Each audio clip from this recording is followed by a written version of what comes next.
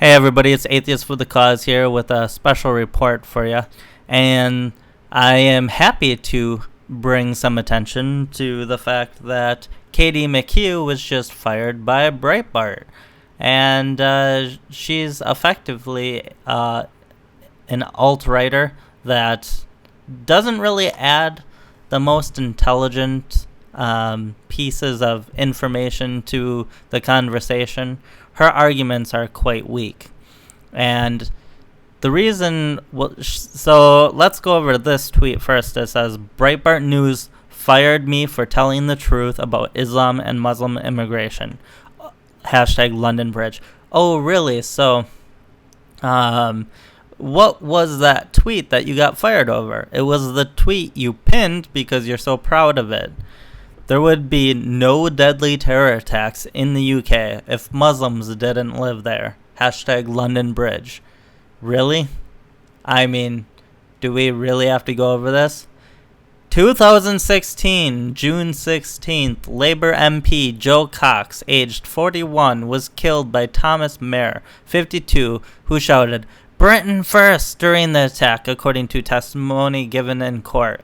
Cox was fatally shot and stabbed outside the library in Birstall, West Yorkshire, where she was about to hold a constituency surgery at 1 o'clock p.m. A 77-year-old local man, Bernard Kenny, was stabbed in the stomach while trying to fend off her attacker. The Crown Prosecution Service described it as an act of terror. The judge, in his sentencing remarks, said that Mayer's violence was politically motivated.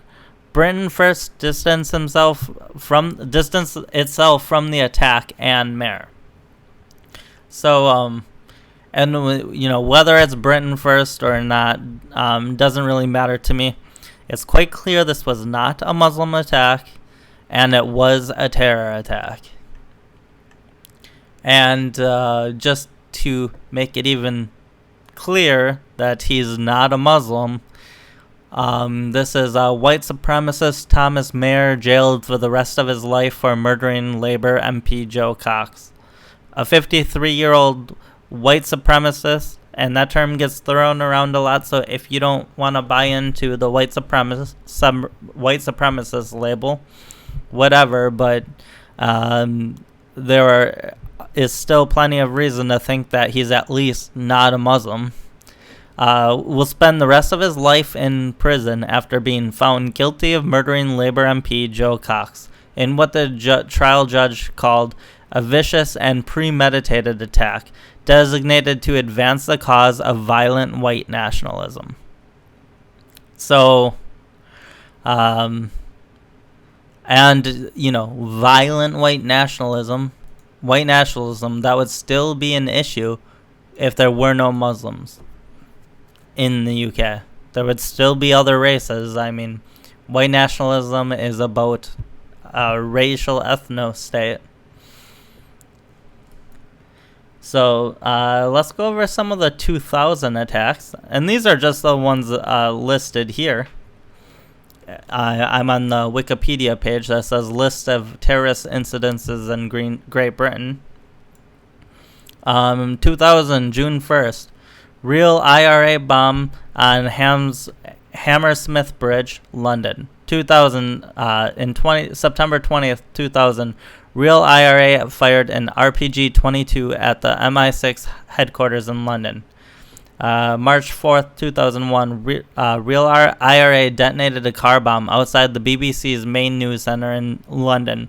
One London Underground worker suffered deep cuts to his eye from flying glass, and some damage was caused to the front of the building. April 16th, 2001, Hendon Post Office bombed by the real IRA. May 6, 2001, real IRA detonated a bomb in a London postal sorting office. One person was injured. So, a post office. August 3rd, 2001, real IRA bomb explodes in Ealing, West London, injuring 7 people. November 4th, 2001, real IRA car bomb in Birmingham. I mean, if you go through the 90s, it's like IRA, IRA, IRA. And so she does try to. I don't know if she's getting a lot of IRA responses because that's the obvious, attack or not, or if this was a preemptive counter argument. But she retweeted this Peter J. Hassan guy, and he says on why ISIS IRA comparisons don't really work. You know what? That's fine if you can say ISIS isn't the same or equal to the IRA. I actually agree with that. I don't think they are on par with each other. But the IRA was a non-Muslim group that attacked that committed terror attacks for non-Muslim reasons, like Muslims, Islamism had nothing to do with it. It was, between Ireland and the UK government, and so I don't know how you can then try to use what he's saying here to say that your comment, which was there would be no deadly terror attacks in the UK if Muslims didn't live there. This does not prove that true. So you're misusing this. But let's read what he says.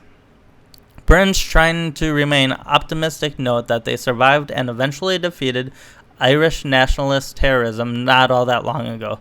But this is a flawed analogy. In the first place, at any given time during the Troubles, the number of active Provisional Irish Republic Army terrorists seldom exceeded 100. Moreover, the PIRA was a normal terrorist group. This is something they'll do, like they'll refer to a more official term or something where everybody calls them the IRA, and but he's trying to sound smarter than everybody else. The PIRA was a normal terrorist group with rational political motives, not a religiously motivated death cult. Oh, so political motives are rational, but, religious motives aren't. I would argue that actually religious motives are quite rational if you fall into that worldview. Like, if you already believe that there is a God, and you say you follow the Quran strictly, if that's what you already believe, then their actions, the actions of ISIS, actually make sense. And their actions are rational, given their worldview. And if you're going to say that, the religious aspect isn't rational to believe in the first place, well, I mean, you could basically make the same argument with the IRA that their to act on their political motives in that sense is not a rational thing to do where you're out killing people for it. It says not a religiously motivated death cult, just a, politically motivated death cult, completely different. And it generally eschewed killing civilians for its own sake. Indeed, atrocities like the 1987 Enniskillen attack, which murdered 10 innocents, proved a black mark for the group, even among staunch Republicans. Therefore, comparing the PIRA to ISIS and its murderous Western wannabes isn't much help to practical counterterrorism. Okay, but if you want to say these aren't the same, that's fine. Or they're not on par or whatever. But they did commit terror attacks. And so you can't say that all terror attacks or whatever, more specifically, there would be no deadly terror attacks in the UK if Muslims didn't live there. It's just not true. Not to mention all the Muslims that would attack from outside the UK if they didn't live there. they would still be attacking. So this just isn't true in like 50 different ways that you want to slice it. But anyways, and then if you look through her shit, she's just a hateful, disgusting person. Where, someone called her, and here we go. It says, Oliver Darcy from CNN says, these comments from Breitbart writer from Katie McHugh tonight reached out to Breitbart's box. No response yet. There would be no deadly terror attacks in the London if Muslims didn't live there. And then he says, Pej Vadat says, you're a real moron. And she says, you're an Indian. Tell me she's not a hateful person. And tell me this is actually interesting. She's not offering anything interesting to the conversation. She's no loss to Breitbart. Breitbart will be better off without her. The United States will be better off without her on Breitbart writing articles.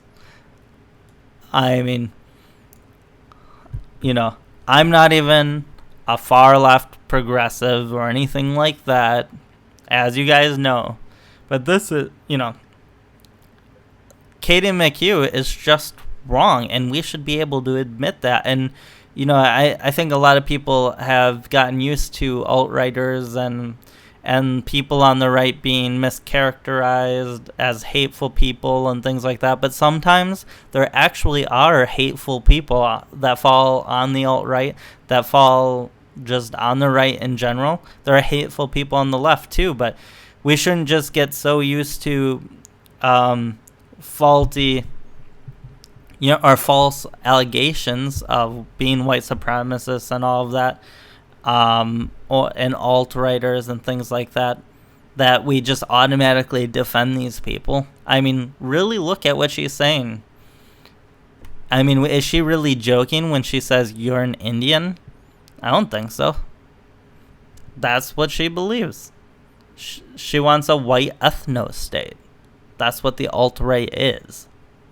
So she doesn't believe in different races mingling. She believes that, your skin color defines you. I don't believe that. Do you? Have a good one, guys.